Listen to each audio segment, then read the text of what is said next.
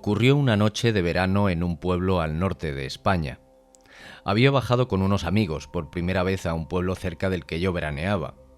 Eran las 5 de la mañana y el rocío había dejado mojada la calzada. Es curioso, pero aún recuerdo ese olor de tierra húmeda, un olor que me ha acompañado a lo largo de todos estos años.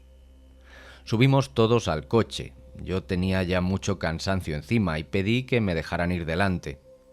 Aún nos quedaba un paseíto en coche. Me senté en el asiento del copiloto y no me pude abrochar el cinturón porque estaba estropeado. No le di importancia y me quedé dormida. Lo siguiente que recuerdo es que escuché que me llamaban, gritaban mi nombre, así que abrí los ojos, pero no pude ver nada. Estaba todo empapado y un fuerte olor a tierra mojada me devolvió el conocimiento. No podía moverme, me asusté, pero no perdí la calma. Entonces me di cuenta de que estaba en medio de un río que afortunadamente no era muy caudaloso para esa época del año. Por lo visto el coche se salió en una curva y la mediana entró por el faro derecho, seccionándome la pierna y automáticamente me lanzó al río. En ese momento mi amigo Pablo me encontró y me sacó de allí en brazos. Me tumbó en el suelo y a partir de ahí no volvió a separarse de mí.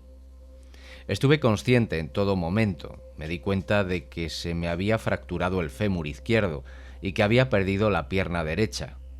Le dije a Pablo que se quitara el cinturón y me hiciera un torniquete. Ninguno de los dos perdió la calma y así lo hizo.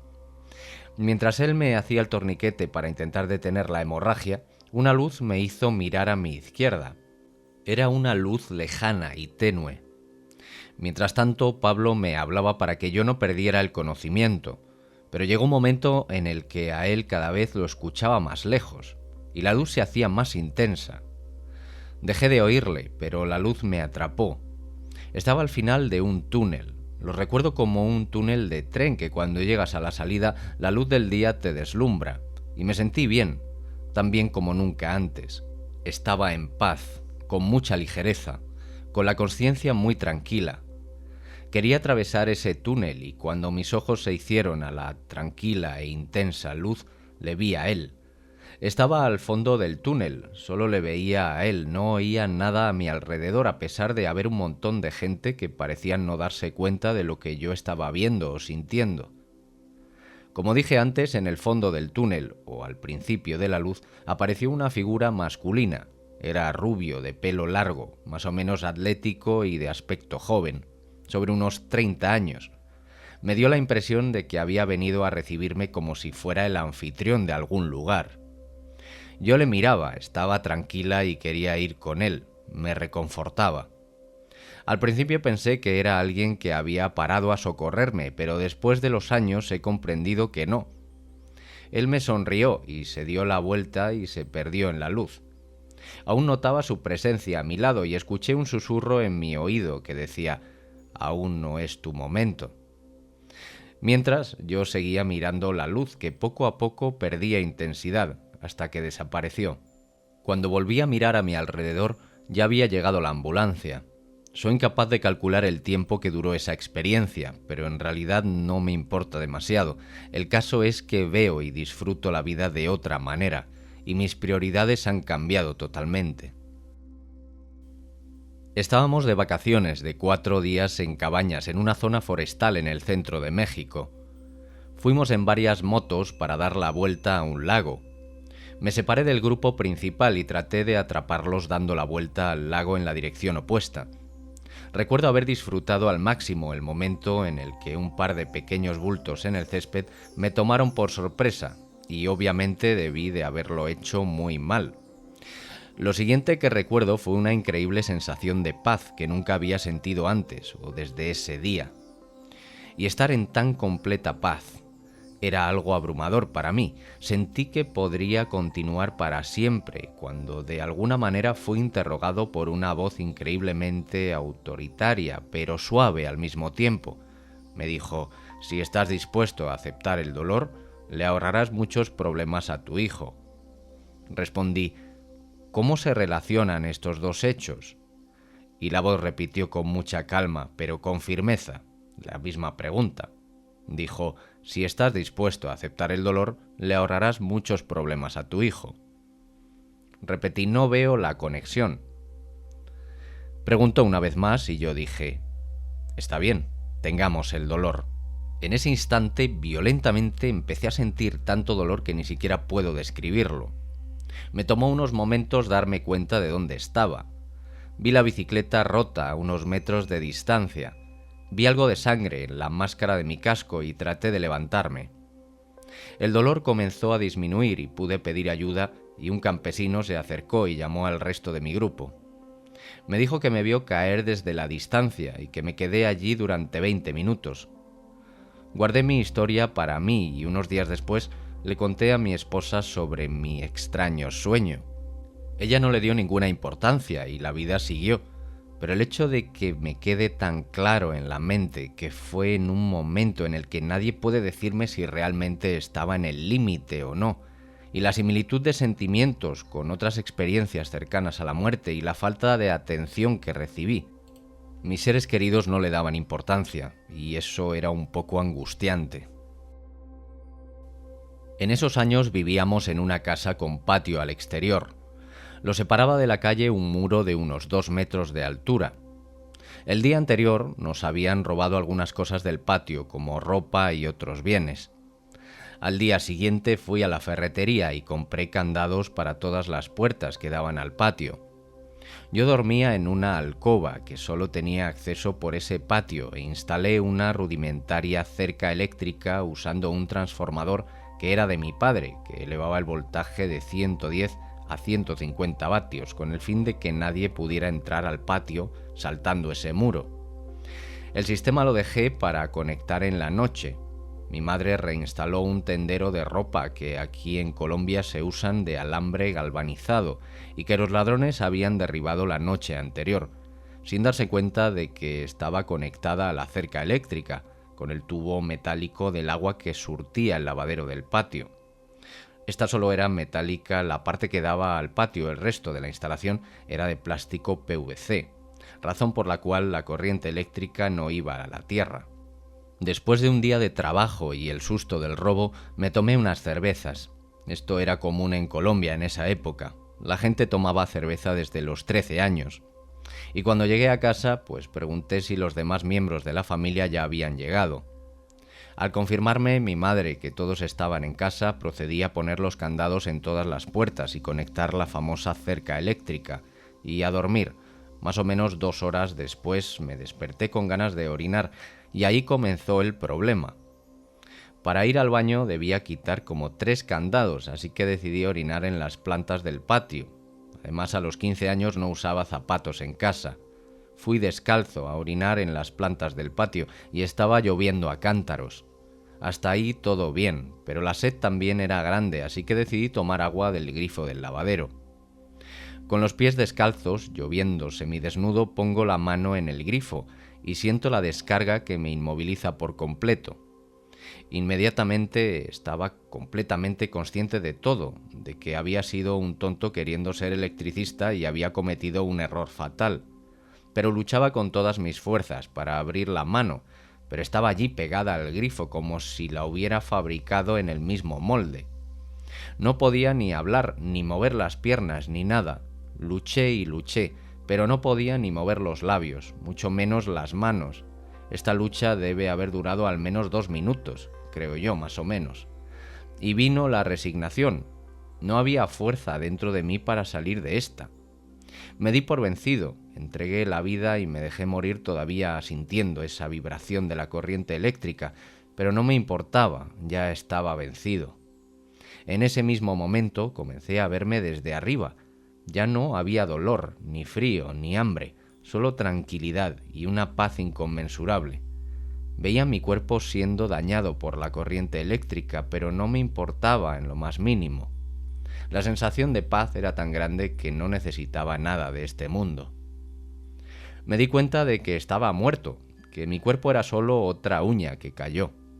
Me di cuenta de que no tenía un cuerpo u ojos, pero mi conciencia estaba intacta y podía percibir el mundo con algo casi omnisciente. Es como si supiera todo de repente. Entonces me empecé a alejar. Ya veía el universo muy lejos, al final de un túnel. Entonces tuve la sensación de que estaba muriendo y no tenía hijos ni había tenido una novia. Quería tener todo eso y no quería morir sin tener una vida completa. Y en ese mismo instante estaba nuevamente dentro de mi cuerpo, sintiendo aquella corriente eléctrica atravesar toda mi estructura y el agua fría caer por mi cara. No tenía miedo entonces, y me di cuenta que podía mover el pie derecho y comencé a levantarlo hasta que lo apoyé en el lavadero y me eché hacia atrás con todas mis fuerzas. Entonces me solté de la llave y el momento en el que la mano se desprendió de la llave di el grito más grande que he dado en toda mi vida y caí de espaldas. La lluvia me caía en la cara y toda mi familia salió al patio a ver qué pasaba. Lo único que podía decir era: no toquen nada, hay corriente. Salté del piso y corrí a desconectar esa corriente. Luego sentía dolor en mis manos y pies. Fue entonces cuando me percaté de que estaban sangrando. Con ayuda de mis hermanos fui al baño a lavarme las heridas. ¿Y cuál fue la sorpresa al ver que debajo de la sangre no había heridas? Entonces me di cuenta de que había estado en el otro lado de alguna manera. En diciembre de 1999 me hicieron una cirugía por escoliosis. Al recibir la anestesia, mi cerebro permanecía todavía despierto, pero el resto de mi cuerpo estaba paralizado. Podía oír al cirujano y a las enfermeras hablando, preguntando si todo el mundo se encontraba listo para la cirugía, y yo trataba de levantar mi brazo para decirles que todavía yo me encontraba despierta, pero no podía moverme.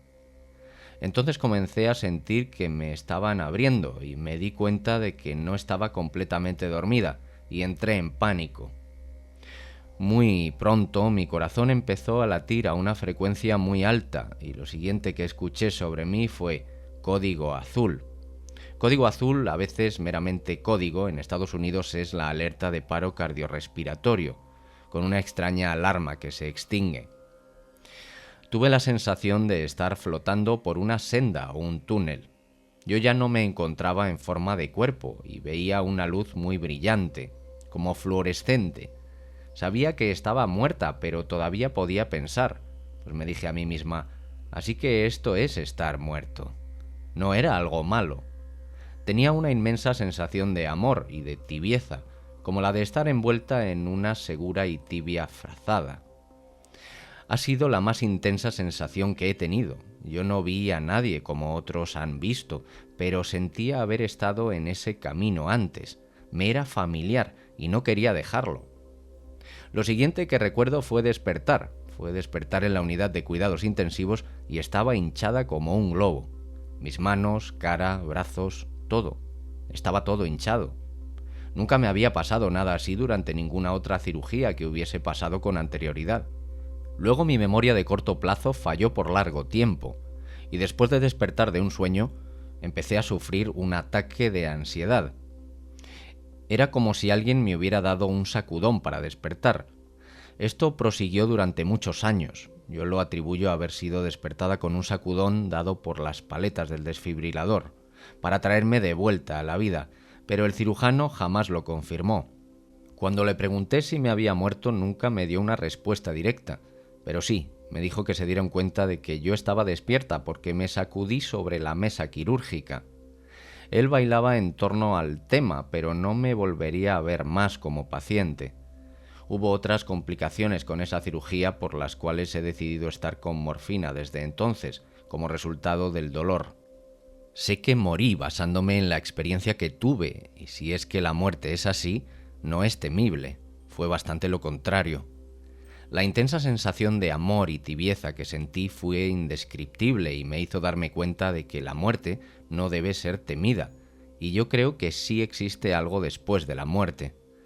Puede que no vuelvas a estar en tu forma física nunca más, pero tú prosigues en otra forma de la materia basándome en lo que me ocurrió a mí. No soy una persona excesivamente religiosa, pero sí creo que la sensación que tuve provenía de la presencia de un ser superior, que me hacía saber que todo iba a estar bien. Era el invierno de 1976, muy frío en el contexto de una vida familiar muy complicada, y en mi vida personal busqué desesperadamente alguna otra salida, siempre asumiendo el laburo con más responsabilidad y profesionalismo de lo necesario. Como encargado del control de calidad para la producción de una fábrica, los capataces, con una directiva de la gerencia, borran mi clasificación de materiales a descartar. Los reclasifican como buenos y los envían al mercado. Pusieron un guardia en la puerta para estar pendientes de mí. Para atraparlos en el acto, fui a la planta un domingo a las 2 de la mañana, caminando más de 1 kilómetro por campos, en medio de una tormenta de nieve con vientos de casi 180 kilómetros por hora, con rachas de 220. Por supuesto, llegué con las orejas y las extremidades comenzando a congelarse. No hay ropa que pueda hacer frente a condiciones tan extremas. Las ráfagas de viento me voltearon varias veces y volví a ponerme de pie lo mejor que pude, agarrándome de la escasa vegetación de la zona. Tuve éxito con mi plan. Los pillé borrando las cruces rojas y poniendo las marcas verdes. Un error craso. El gerente de la planta era el jefe de la pandilla que hacía esto, porque su trabajo estaba en la línea debido a todo el material defectuoso. Para no congelarme, subí al horno más cercano a mi oficina. El horno tenía una temperatura interna de 800 grados centígrados y probablemente estaba a unos 50 grados a la distancia a la que me encontraba. Me detuve junto a él sin percibir la gran diferencia de temperatura. A las 7 de la mañana me fui con fiebre, me fui a la cama y alrededor de las 7 de la tarde mis compañeros me encontraron delirando. Me llevaron a una clínica de servicios sociales en la ciudad que era famosa por sus partos por cesárea, que le quitaron la vida a varias mujeres jóvenes. Una enfermera me registró y, asustada por mi estado, llamó a un médico. El diagnóstico fue bronconeumonía. Bueno, el médico fue brutal, pero estaba en el camino correcto porque, sinceramente, no pasé la noche. Aproximadamente a las 2 de la madrugada me desperté por un silbido insufriblemente fuerte y vi una silueta luminosa de un blanco impecable que me transmitía una hermosa sensación de paz. Era una luz muy especial porque, a pesar de ser intensa, no irradiaba, era densa y concentrada. Todo lo demás a su alrededor se veía negro en comparación, excepto por alguna razón no podía verme en la cama, como si estuviera fuera del edificio, por el techo. Sumergido en la confusión, traté de pedir ayuda. Vi a la enfermera en una habitación de un edificio distante con el que no estaba familiarizado, dado que había llegado a este lugar en coma por la noche. Podía ver todo perfectamente. La enfermera preparó una inyección y recé para que fuera para mí, pero pasó por mi habitación y pasó lo siguiente. Una de las personas en esa habitación estaba a punto de morir. Lo supe y sucedió unas horas más tarde esa misma mañana. Visualicé todo lo que quería ver con una claridad mental y consciencia increíbles. Vi a través de las paredes, simplemente pensando en ello. Vi pasar mi vida y sentí el deseo de quedarme en medio de esta inmensa paz. Algo me dijo: si quieres puedes irte. Aún te queda mucho por hacer. Es tu elección. Y decidí volver. Inmediatamente mis brazos quedaron libres de parálisis. Me llevé las manos a los oídos, pero el sonido ya se había disipado. Luego de llegar al hospital de Dipreca por una hernia lumbar, el doctor decide operarme de un bypass gástrico para aprovechar la situación y bajar de peso. La primera operación salió mal, por lo que me hacen una segunda, y en ese momento caigo en coma, con una septicemia total, más paro respiratorio, cardíaco, insuficiencia renal, hígado, páncreas, pulmones. Mis signos vitales caen bajo el límite y se informa a mi familia de que estoy agonizando justo para la Semana Santa. Pasan algunos días, se me da la extremaunción por el capellán institucional y luego mi familia acude a despedirse de mí. Para todo esto ya habían pasado cerca de 45 días, yo en la UCI, donde comencé una milagrosa recuperación. Primero de la respiración sin máquina y luego la recuperación de la consciencia. Mis familiares me indican que algo había salido mal y que estuve muy grave. Yo creía que solamente había dormido un solo día. Qué equivocado estaba. Ahí comenzó mi lenta recuperación, ya que había quedado con secuelas neurológicas que me dejaron con cierta incapacidad de movimiento en el brazo izquierdo y pierna derecha, lo que motivó mi retiro de la policía después de 22 años de servicio. Debo manifestar que mi afiliación a la masonería me había dado la capacidad de buscar la verdad a través de la razón, pero comprobaba empíricamente que no es tan así, ya que el viaje que hice fue realmente maravilloso y escapaba a todo racionamiento lógico. Recuerdo que repentinamente me encontraba flotando y era absorbido por un torbellino oscuro, pero por el cual se dejaban pasar algunos rayos de luz, y me desplazaba rápidamente hacia el final de ese torbellino o ese túnel. Repentinamente miré de reojo a mis costados y observé la figura de mi padre, fallecido ya en el año 91, y él me acompañaba. Me inquieté un poco, sentí temor y comencé a racionalizar los hechos que estaba viviendo, y comencé a entender que estaba muriendo. Finalmente llegué al fin del túnel, donde se encontraba un portal de dimensiones magníficas que comenzaba a abrirse lentamente, y desde el otro lado solamente pude ver una luz tan fuerte que emanaba que solo atiné a tapar mi cara. En esos instantes mi pensamiento estaba muy claro. Estaba muriendo y pensé en mis hijos, mis niños, en mi mujer, el sufrimiento que les causaría y que no los volvería a ver.